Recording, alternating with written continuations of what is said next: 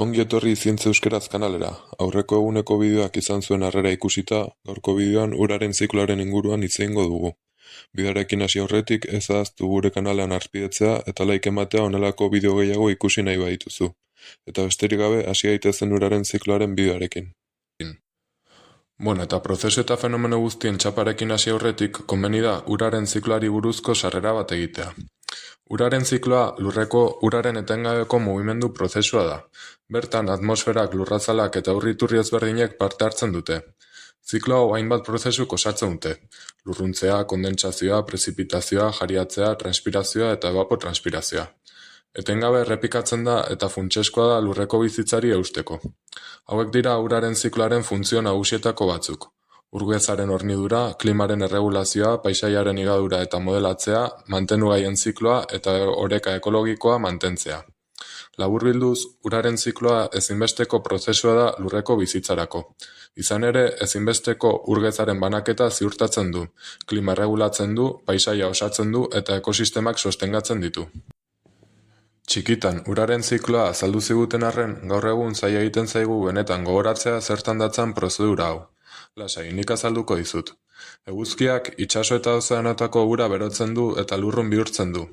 Lurrun hori zeruan hodei bihurtzen da, eta hodeiak hazi eta astundu ahala lurrera erortzen dira euri, elur, txingor edo zirimiri moduan. Euri uraren zati bat erreketara, ibaietara eta ozeanoetara isurtzen da lurraren gainazalean. Gainerako ura lurrean iragazten da lurpeko akuiferoak betetzeko. Landarek ere parte hartzen dute uraren zikloan, sustraien bidez, lurzorutik ura surgatuz eta bere hostuen bidez airera askatuz, transpirazioa deritzen prozesu batean. Ura ozeano, laku edo ibaietara iristen denean eguzkiak berriro berotzen du, lurruntzen hasten da eta zikloa berriro hasten da. Eta horrela, uraren zikloak bere bidea egiten du behin eta berriz, landarentzako eta izaki biziunentzako ur hornidura ziurtatuz. Interesgarria ezta?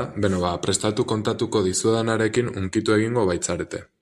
Gure planetaren erdia baino gehiago estaltzen duten ozeano zabaletatik gure paisaiak apaintzen dituzten ibai eta lakuetaraino, ur-iturri bakoitzak bere biziko garrantzia du uraren zikloa mantentzeko.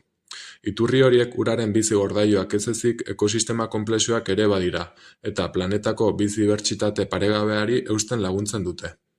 Balzenekien lurraren azaleraren 71% gutxi gorabehera urez estalita dagoela? Gainerako 29% berriz lurrazala da.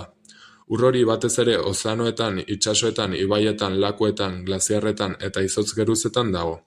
Garrantzitsua da kontuan hartzea lurreko ur gehiena 97% inguru ozeano eta itsasoetan dagoela, eta urgazia dela.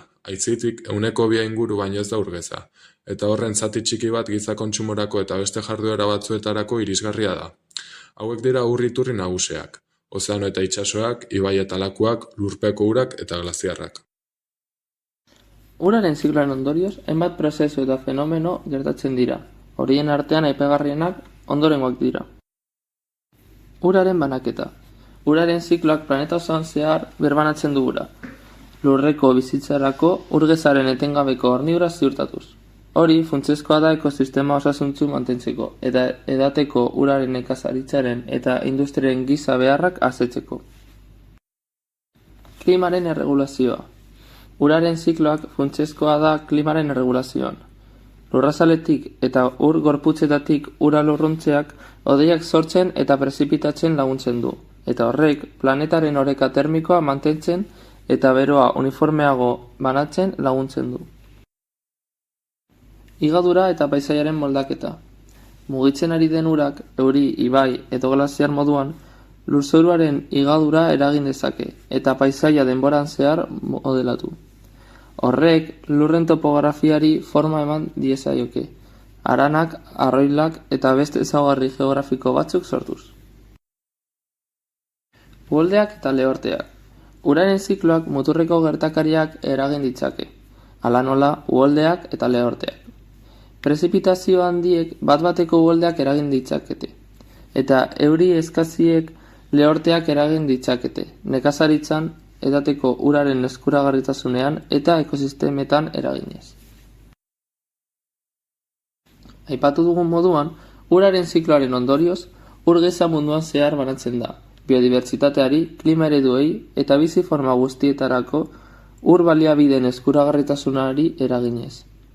Klima arautzea eta gure ur baliabideak berritzea lehenbailen hartu beharreko neurri batzuk baino ez dira. Horregatik, lan egiten jarraitu behar da, ur baliabideen kudeaketan. Horrek frogatzen du, ura baliabide bat baino askoz gehiago dela. Esan liteke ura lurraren odola dela. Baina, zergatik da orain garrantzitsua?